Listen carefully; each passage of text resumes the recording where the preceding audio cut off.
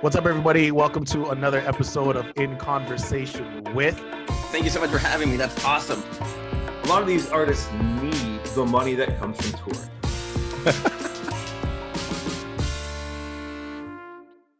Today, I'm joined by one of my good friends, Aaron. What's happening? Met you a while ago, man. Met you in the circuit.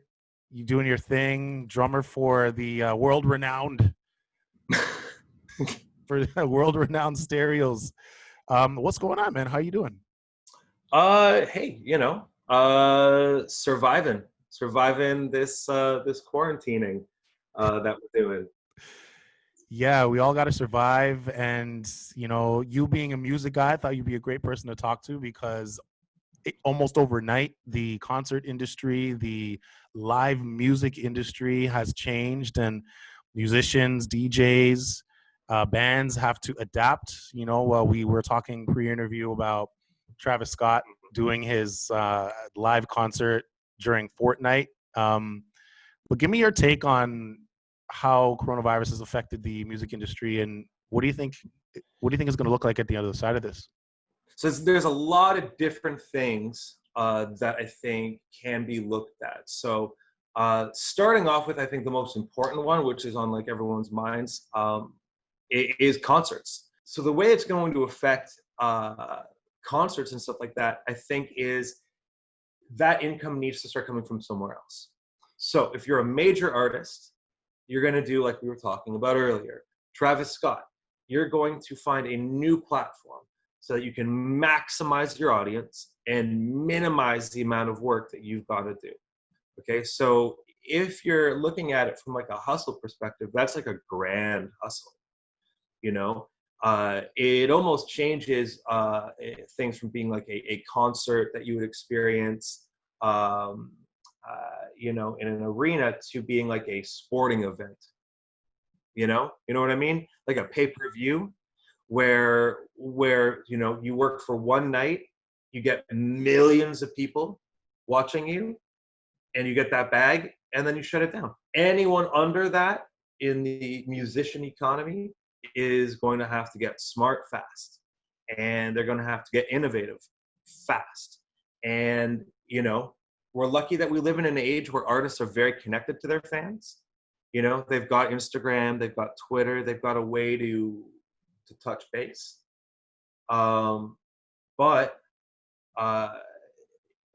is that sustainable? How long is that sustainable? Like, are they going to be able to just do live streams from like their basements?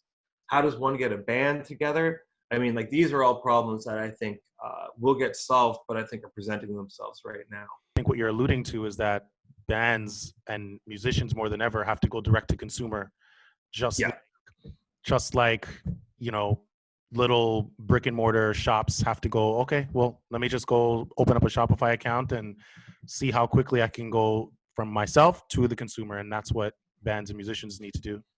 Absolutely. I mean, in relating it back to kind of general business, like this is a time of innovation, which always happens right after some massive paradigm shift, right? And this is going to be a time for innovation because it's a desperate time, right? And that's what breeds these types of things. So it is dark right now. It's gonna cull a lot of bedroom producers are gonna have to sell the gear that they thought they were gonna be able to pay for by selling beats, and like, it's going to hurt the middle class, which was just starting to kind of develop, in the music world. A lot of people writing great records right now, though. Like, a lot of people that, maybe they don't have to go to their day job now, can't go to their day job, are able to at least pay those bare minimum bills, but still have their laptop. They're making crazy stuff right now. And the flip side to all of this is when things get better, like, there's going to be some crazy COVID inspired records. Like, we're going to hear some crazy music because of this. Like, so that's that's a positive too. People are getting to put in work. And you trap a creative musician in a small space and make it socially acceptable for them to only work and only like create. I mean, it's going to be cool. It's going to be pretty cool as long as they can pay the bills afterwards. I mean, because even when this is all said and done, I don't think they're opening up concerts for at least a year. I don't think so either. I don't think so either, man. Like, you bring up a good point, man. Like, creatives, like, what is Kanye doing right now? Dude, Kanye right now is complaining to Forbes that they're not saying he's got 3.3 billion. Like, Kanye is just counting receipts and like complaining that his Yeezy stocks aren't pulling in that billionaire status. but exactly, this is a time for hyper creatives to get hyper creative. Yeah, man. And I want to just take kind of a step back. Like, we kind of jumped into the whole band and music debate or discussion, but I want to take a step back and talk about your experience in the band world.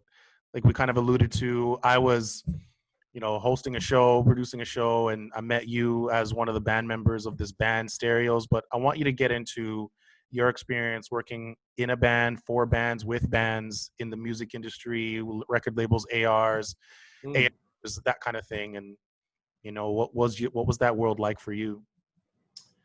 I mean, I'm not as young as I look. So I got in the game pretty seriously. I'd say like 99, 2000. So I was around like 17 and had just finished school. I had been playing in bands like all through school. That was always just kind of like a thing. I was pretty hell-bent, from a very young age that I was going to be in a band. It was either I was going to be a band or I was going to be Spielberg. It was one of the two, So I kept my aspirations pretty low, and just through kind of happenstance, music ended up being the main focus. So I used to do a lot of reading, a lot of research. I would buy band books, at first because I just wanted I wanted to see what it was like to be in a band. But after like the third or fourth, kind of biography, I started understanding that a lot of their stories were very, very similar, and that there was kind of a path, if you were paying attention to kind of get in, because that's the biggest hurdle for anyone is, it's not if you're talented, really, it's how do you get into that circle? How do you kind of like permeate, that that initial kind of tough skin, to get into the industry. So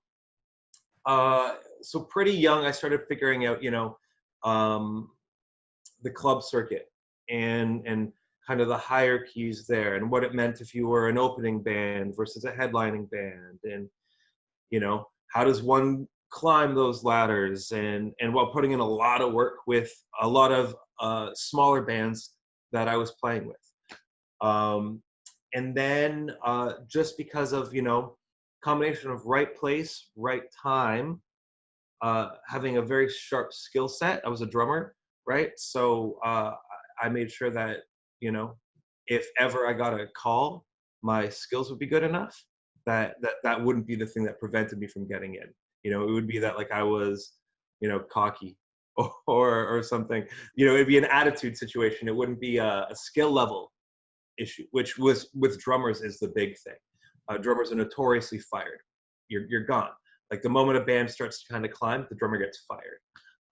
So I knew that very, very young.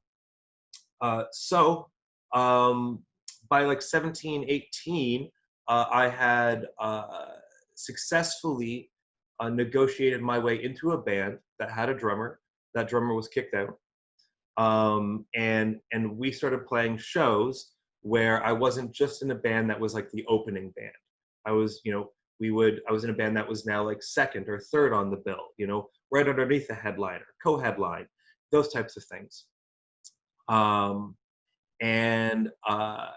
then from there, was able to join this band that was full of ex-members of Avril Lavigne that were like guys kind of from the neighborhood who had found some success. I was younger than them. I had kind of looked up to watching them, hustle. And then I was in, and that was kind of like, they were a band that would tour Canada. The band was called, Closet Monster. We would, we had a video that was on Much Loud, which was Much Music's like more aggressive video channel. And so that started to kind of do some things, and I started to kind of get a taste for it, and seeing that this little pathway that I had kind of laid out initially actually was the right way to get in. So that band broke up, as all bands end up doing. Most bands end up doing, and I just stayed in the scene and ended up drumming for several bands and artists, all while in the background writing music with people who I was in a band with in that Closet Monster band. I maintained like a writer partnership. Mm-hmm. So while I was kind of out presenting myself as this active drummer on the Toronto music scene, we'll call it, I was also writing and trying to present myself as an active songwriter in the Toronto music scene. And then those things just happened to align with Stereos, where I had caught wind of this band who was from Alberta. I was born in Alberta, so we had that in common. They had started filming this show Disband, which I knew was this show that Much Music had put together to kind of comb through Canadian talent and kind of give anyone that they felt could do it a bit of a boost. And I mean, to someone like me who had done the studying, I was like, oh, these are all the pieces I need. And the drummer was whack. He was so whack. And when I started writing with the band before I ever started thinking about performing with them. And when I saw them play, I was like, oh, this dude's gone. Like, he's absolutely gone. There's no way that he'll be able to make it. I've seen this before. He's not going to make it. And so rather than letting someone else snipe that spot, I just put myself in the position to get that role. And it happened. I mean, and I think it's kind of like it's not unlike anything else, like in life and kind of hustling, really. Like it's the same mechanics, it's you keep yourself sharp and you put yourself in the right place at the right time, and eventually luck's going to hit you. Like, luck isn't luck. Luck is calculation and planning, and then it's luck, but the odds change from 1 in a billion, to 1 in a million, to 1 in 100,000, to 1 in 10, depending on how much preparation you're doing, and it's when odds are in 1 in 10 that, you just keep playing, and the lottery is going to hit you eventually. It's just math. So yes, I mean, like that's how I got into the drumming thing.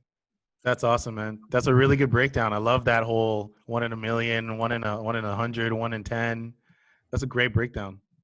Oh, thanks. I mean, I think I wouldn't preach it if it wasn't. It's true. Just true, and I heard a lot of people talk about that. Like, I don't think it's a unique idea at all, that like that idea that, preparation is what creates the luck. But I mean, like, it's not a bullshit cliche. Like, it's real. Like, that's, and that's the hustle. I think that's why, like, people like ourselves, we always kind of connect on that level, and have always talked. And since the that nice little fun little band blip, in 2010, that we both, got to kind of like go on that ride together. It's not like either of us stopped hustling. The systems changed, where the hustle, was going on changed, but the hustle doesn't change at all, ever. Well, the hustle is who you are, right? The hustle in you, it's not what you do. So it doesn't matter where they could have put you in Indonesia, right?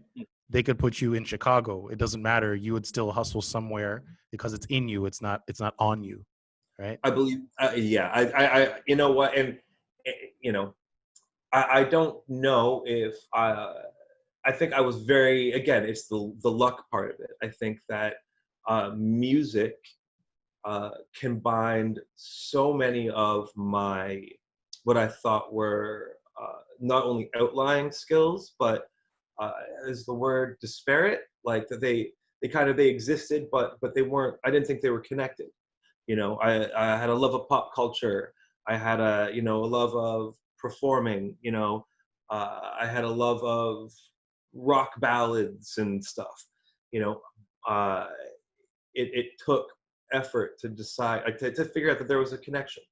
To kind of establish a unique path for myself. Um, so, but the hustle was always there. I would have been maybe an average car salesman, but I would have been, I wouldn't have failed at it because I understand the mechanics of hustling.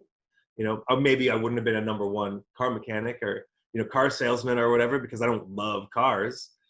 But, the hustle still would have applied, in some degree or just with some metric. Right. Now, I'm somebody that, thanks for that breakdown, by the way. I'm somebody that I don't have any musical talent at all. I mean, I can kind of dance a little bit. I think I can beatbox. When I was in high school, my friends and I would get together and we'd do our little ciphers. That would, True. right. So I never told anybody this, but I've always wanted to be in a band. Mm. I don't know why. It looks cool to me. It looks fun to be on stage and dance and sing, and without getting too much into it and like divulging names and what's that like, man? Like, can you give me some stories of like what it's like to be on tour in another city, in another country, and just playing the music you made? The experience of performing your music live, and seeing not seeing any response, is always a very, very big deal. It's a very unique in and of itself feeling. Being in a band is the means to the end of feeling that feeling. Solo artists and solo performers make a lot of sense to anyone who's in a band. Because if we could get the feeling without the other dudes, oh, you better believe we would. Like, but it's a family, right? Like, I mean, I know actually I've heard guys in the army talk about the camaraderie that comes with going through intense training, and then intense experiences as the result of that training and the way it bonds people. And that and again, this is a loose comparison, but the shared experiences and the uniqueness of those shared experiences, even if you guys weren't in the same regiment or troop or whatever, um, you can sit and just like talk with anyone, and the second that you find out that they were like in the army, you have stories and you guys can connect on a different level. It's the same thing with being in a band, and especially the same thing with the people who you are in a band with. um, Anyone who I have been in a band with for more than one sitting, we've bonded. And some of those guys I don't speak to anymore, in the same way that you wouldn't speak to a brother, or a family member or something, simply because you're too close, and there is too much love there.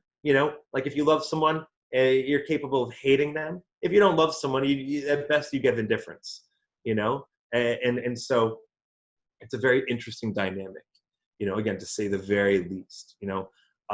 Gentlemen who I'm in bands with, right, like who, we'll use my most previous band, like Stereos. So we broke up like 10 years ago, and I talk with most of those guys every day. Like just shooting the shit, just like because we connected. We know that we're very much the same people. We share this kind of like very, very unique bond. And yeah, and I mean, I think other than family, I don't share any relationships that are nearly as tight, as volatile. That's for sure. But that comes with the intimacy of having practiced and dreamed together too. Like you take something that's such a very personal thing, like a dream, uh, and you open it up to a small collective of people, and you work till you're bleeding from the hands at that dream day in and day out. You're gonna form a bond, and it's gonna be an intense one. So That makes sense. yeah. I'm not good at short answers. Thing though, so it's okay. A guy. I love that breakdown, and I want to touch on something you said. You said that if you could get the feeling that you feel, first of all, you said a band is a means to the end, and the end would be to get a reaction from anybody, a crowd, hopefully, from your music. Yeah. You said if you're in a band, if you could get the same reaction on your own, you would absolutely do that. Yeah. I've never heard anyone break it down that way, which I guess is why we're talking. But if you could, can you like peel back the curtain for me for what it would be like on both sides of the person going solo and the band? For example, Justin Timberlake being in the band and then going solo, and then his career takes off. Beyonce being in a group and then going solo, and then her career takes off. Bobby Brown. We've seen this happen over and over and over again. What is, like, peel back the curtain for me? What's that process like? So let's pretend that it's not Alexis on Fire, but it's another band of a similar trajectory. Mm-hmm. Okay, where it starts out as very much a band, and at their peak of, we'll call it their not Alexis on Fire specifically, but using this general idea of their B list, their peak of their B list popularity, one member breaks and is able to push out. It would not surprise me if the other members of that group reacted and felt a way about it, because that changes from a we're all in this together group dynamic to a single member of this group now holds a higher value and has exploited it. You know what I mean? Like that could hurt the dynamic of a group who thought it was a Musketeers kind of one for all for one kind of vibe. It's different if you're in an NSYNC or a Backstreet Boys, especially a Destiny's Child. Beyonce wasn't even like that was Beyonce's father, right? Matthew Knowles coming in and saying, I'm going to take this and use this as a way to blow up my daughter, who I believe is a star, right? Beyonce's not even a founding member, I believe, of Destiny's Child. I think it was a girl group. You know what? Check that. Put a little thing underneath that says like he's talking shit if I'm wrong. Yeah, I'll fact check that. But if I'm not talking shit, put a little thing underneath that says he's not talking shit. Okay. But I believe the way that it went was Destiny's Child was a group that Matthew Knowles was either the manager or saw them perform and elected to be the manager, and then Beyonce was put into the group. Yes, that's my recollection as well. I believe that is how it went down. Okay, so NSYNC, right? Or Backstreet Boys first, right? That's Lou Pearlman, awful human being, put together a lot of boy bands. Hand-picking, right? Dudes who were all in the circuit. Like, no one who's in any of these boy bands wasn't already on the precipice of something, right? Like, a boy band has always been a vehicle for accelerating one person's career, maybe two, right? But it's a great way for a manager to find 4 people who are all very good looking and all moderately talented, putting them in the public arena, figuring out which one is the one that's going to generate them the most cash.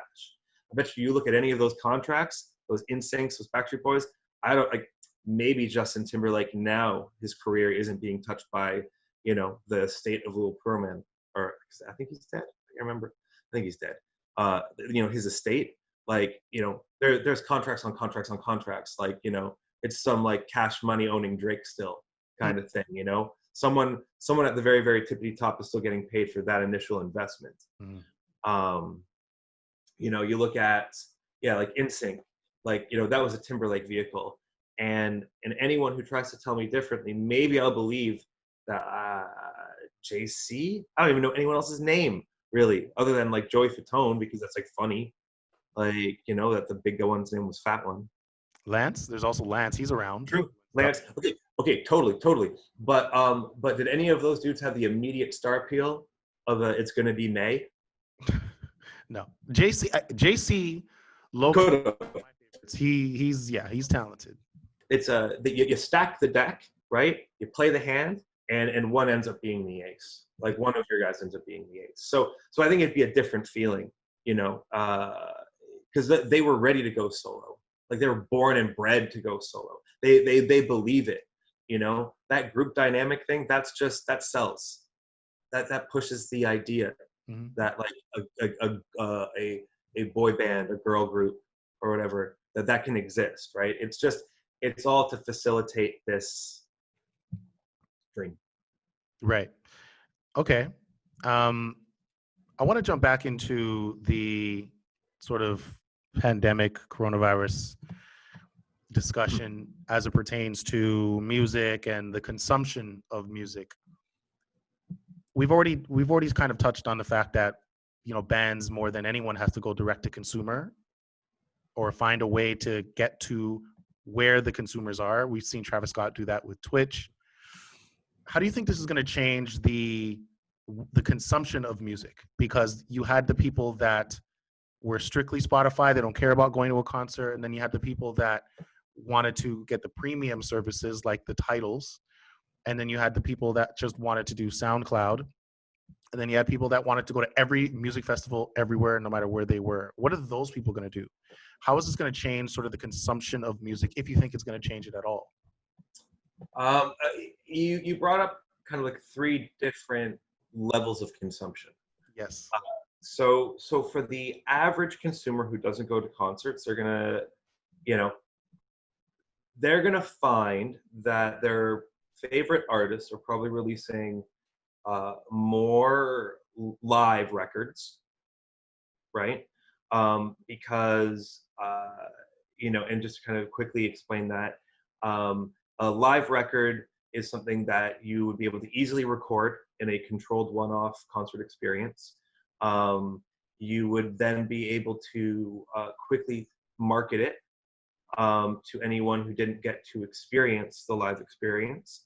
And then, you know, once you've kind of, you know, you've done that, you stream it, right? Like so everyone gets a taste, and then you never have to pay for the masters, right? It's a cheap way for an artist to like repackage their work for consumption, for streams, you know, to kind of broaden their income streams. So that's kind of the low class consumer. The middle class consumer, who, you know, goes to festivals, but maybe not specific concerts. I mean, Coachella will be online. They will do something like, there will be something like that. It will be a pay-per-view. And all of their favorite artists will get a like, it won't be maybe it'll be a very controlled live setting, like where they're filming from, but it'll be broadcast big time, you know, and it'll be one-offs, you know, they'll do once a year. Maybe they partner with Netflix and sign one of those comedian Netflix deals, right, that says you're not allowed to perform now for 365 days. You know, they do that kind of thing. And you're just going to see a lot more of those kind of, those one-off live concert experiences that are just, maybe they're enhanced a little bit.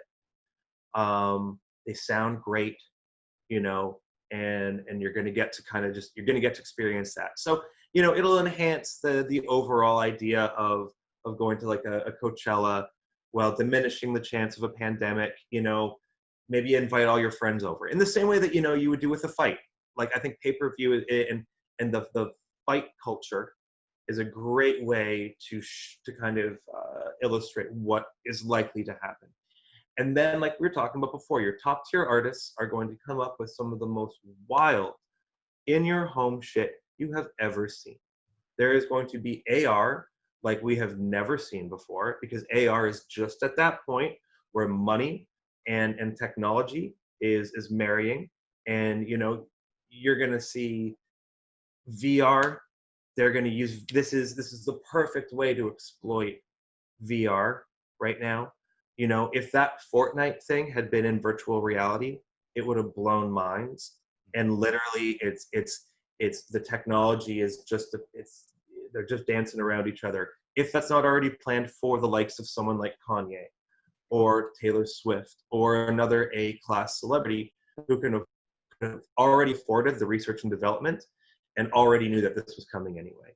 Like, the pandemic is just accelerating this thought process. I mean, people watch things through their phones all of the time anyway, you know, and the crowd experience has been dropping, you know, that isn't something, unless it's a big artist. It's not like people like, sorry, music venues are dropping like flies, right?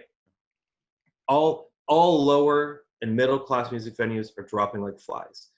And that was happening before people couldn't go outside. So if the argument that this is what killed them is not true, this just sped the poison up just a touch. You know, this was going to happen in the next 5 years. And technology's already there. Like this, like I said at the beginning, this is going to be the innovation period. Like, we're going to see some crazy stuff. And yeah, it will change the concert going experience. That's awesome, man. You made some really strong points there. I was not thinking AR, VR, although that makes complete sense. Anybody can just go to Amazon, order an Oculus or whatever new device they decide to create. And you're right. If the Fortnite thing had been AR or VR app on your phone and you just hold it up like this to the screen. I mean, IKEA's already doing that. IKEA's already doing a VR thing where you can purchase something and then see what it would look like in your room. You just kind of like hold it up into the corner of the room, see what that desk looks like over there, see what the lamp looks like over there.